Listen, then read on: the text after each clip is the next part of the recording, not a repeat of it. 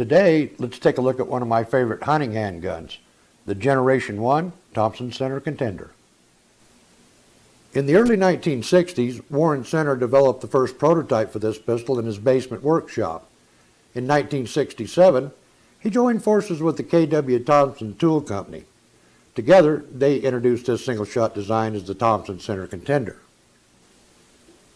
Being able to simply swap barrels and install one of a different caliber allowed it to become an overnight success with handgun hunters and long-range metallic silhouette shooters.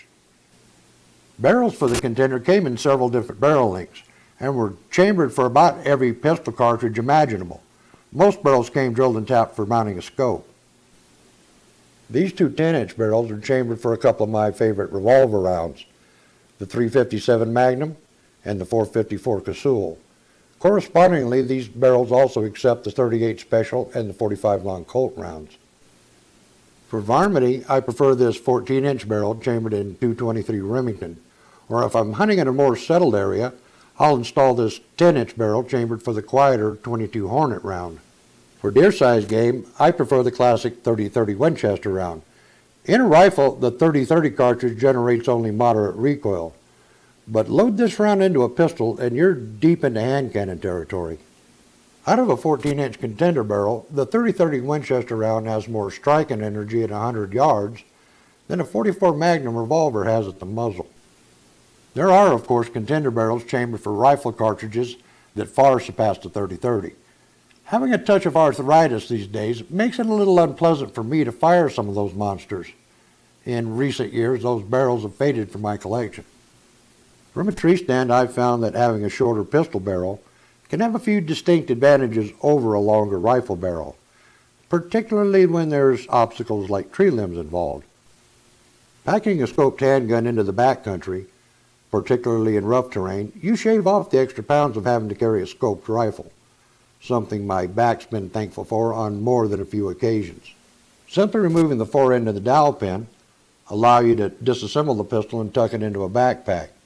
The same process applies whenever you'd like to swap out barrels or just break it down for cleaning. I've owned this Contender since 1975. Over the years, a number of different barrels for it have come and gone. At one time, I had over 10 different barrels for it. Granted, there's a lot of you who don't hunt for a variety of reasons, but still like to target shoot. I do a fair share of that myself.